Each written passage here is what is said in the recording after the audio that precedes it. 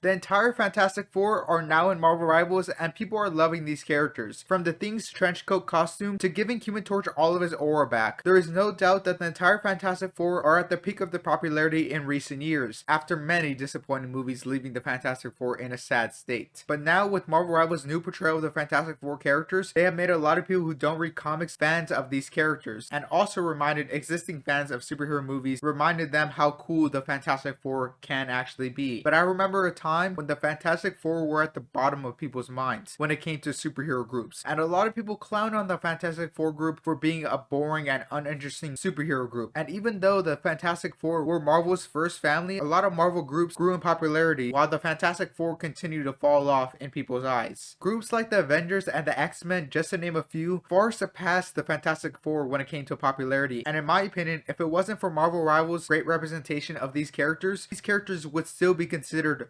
boring. And I believe Marvel Rivals saved the Fantastic Four and are the ones mainly responsible for the new Fantastic Four movie being so hyped up right now. But first off, we have to look at why the Fantastic Four even needed saving in the first place, because the Fantastic Four group definitely had a rise and fall and rise again when it comes to how people perceive this superhero group. Now, first off, people saying that the Fantastic Four group is kind of boring is kind of half true and kind of a lie. When these characters first came out, they were definitely very generic, but the reason why they were so generic was because they were the blueprint when it came to superheroes. Like, we had a smart guy, a strong guy, a cool guy, and a woman love interest. So you can obviously see the superhero stereotypes that will last till this day with modern superhero tropes. But obviously they grew in popularity and at one point were Marvel's biggest superheroes. And so many iconic superheroes and villains came from the Fantastic Four group's comics, like Doctor Doom, Galactus, Silver Surfer, and one of my favorite superheroes of all time, Black Panther, all first appeared in a Fantastic Four comic. But even though this group was so popular back in the day, there was still one main guy who stood out among the group as being the most popular in the Fantastic Four, and that would of course be the iconic Human Torch. Back in the day, if Marvel wanted to make a character popular, they would just team him up with Human Torch, and that superhero would just get a boost just off of being in the same comic as Human Torch. That was the level of popularity the Human Torch was at back in the day. That's why when you look at some Human Torch comics, he was in so many random comics, and that's why Human Torch will be the blueprint for a lot of superheroes that a lot of people like nowadays, like an Invincible and a Spider-Man, and young superheroes would be based off Human Torch and his kind of hot-headed and cool aesthetic. Obviously, Spider-Man took this idea and took it to the next level, but Human Torch was kind of the foundation for it all. And I know it might sound like I'm glazing the Human Torch, but his aura back in the day was really unmatched when it came to every other superhero Marvel had, and was one of the main reasons why the Fantastic Four group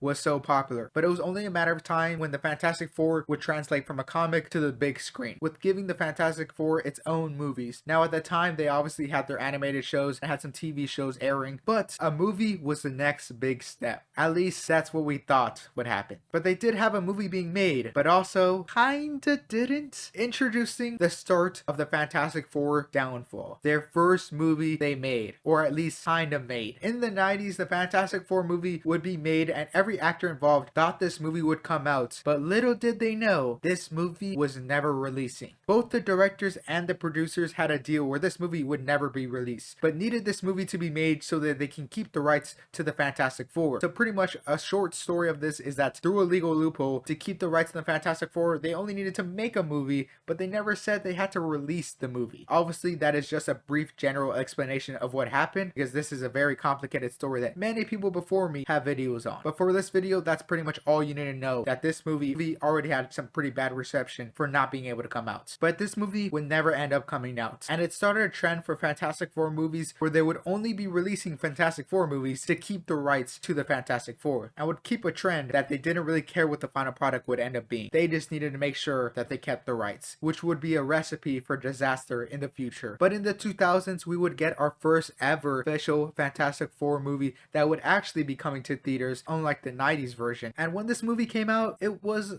okay. Obviously, it had a lot of campiness to it, like all the other movies coming out at the time, and definitely had some big actors in it that would go on to do some big stuff. But I don't really have much to say about this movie. It's a very much a 2000 superhero movie, very generic on what the plot was, and we're obviously too scared to take some risk some of the big villains they had in this story, like Doctor Doom, where they didn't do his actual backstory, which kind of sucks. Like, why can't we get a Doctor Doom who actually has magic and is actually as strong as he is in the comics? But what made this movie really feel feel so meh at the time was that a year before this movie came out, we got a much better version of what a Fantastic Four movie could look like with The Incredibles, which was heavily inspired by the Fantastic Four group, which sucks that the best version of the Fantastic Four movies we've ever gotten isn't a Fantastic Four movie, it's a Pixar movie based on the Fantastic Four. If only the team who made The Incredibles could make a Fantastic Four movie, maybe we'd finally get a good Fantastic Four movie. But besides that, even though people felt this movie was pretty meh, this movie would end up getting a sequel where they would announce the Silver Surfer, which was really cool, and he was perfect in every way in this movie. Feels like he was ripped straight out of a comic book. But even though this movie was mainly about Silver Surfer, he wasn't the main villain. So you might be wondering, who was the main villain? Was it Doctor Doom? Was it Mole Man? Is it some other obscure supervillain that you don't know? It wasn't any of those. It was Galactus, or at least what we thought would be Galactus. But of course, like every other 2000s movie, they were afraid to go comic accurate with Galactus, so we got this giant cloud version of Galactus. Really sucked, and it's kind of memed on till this day. But at least in this movie, we at least got the shadow of Galactus, but it was still bad, and it left a lot of people disappointed in this movie, which sucks because in the same movie, we got the best version of Silver Surfer, and we also got the worst version of Galactus. So just complete polar opposites of quality in this movie. But this movie didn't do too well and would end up having a giant hiatus for the next Fantastic Four movie. And it would take 7 years since this last movie release that we would finally get another Fantastic Four movie. And you might be wondering, why would they wait 7 years to release another Fantastic Four movie? Was it because the last movie didn't do too well? Was it because they were trying to come up with a good movie idea? Or was it because they were trying to get good actors attached to this movie? All of those are valid reasons for why it would take so long for this movie to get made. But no, it was none of those reasons. The only reason this movie got made was because of the money. Hello,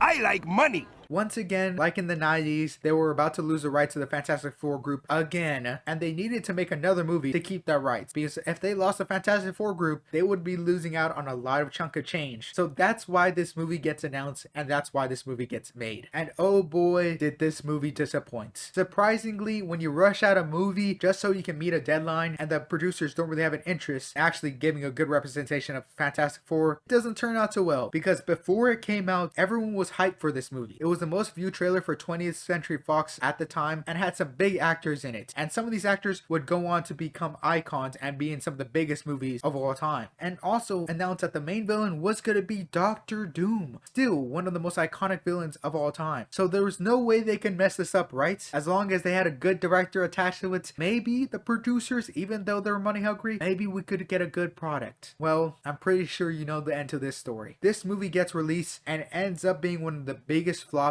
in movie history. And a lot of the reasons why it becomes such a big flop was because of the production issues and the disagreements that apparently happened with the original story. Because apparently the original story was God's gift to Earth. It was apparently super amazing, and I go more in depth into what this story was actually going to be in my Doctor Doom video, but a brief breakdown of what this story could have been was that Doctor Doom was going to work for Galactus as a herald of Galactus, much like how Silver Surfer is. This Doctor Doom was inspired by anime characters like Akira and Elfen Lied, but instead getting this amazing story that this director even told us on what this story was going to look like, and had some of the worst lines in all of movie history. Gotta say, it's fantastic. Say that again?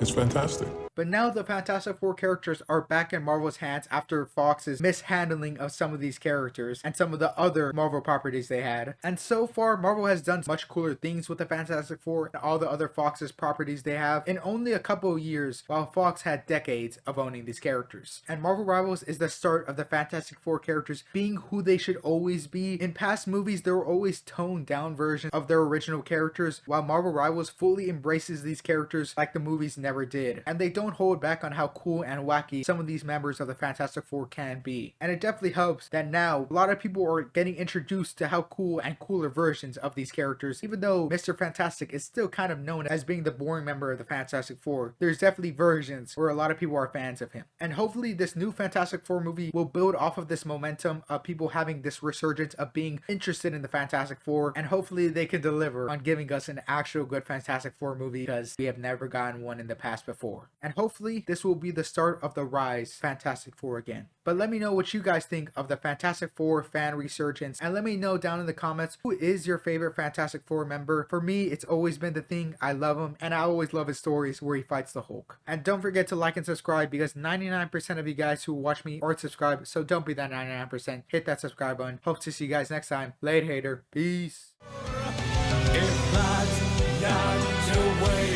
to go.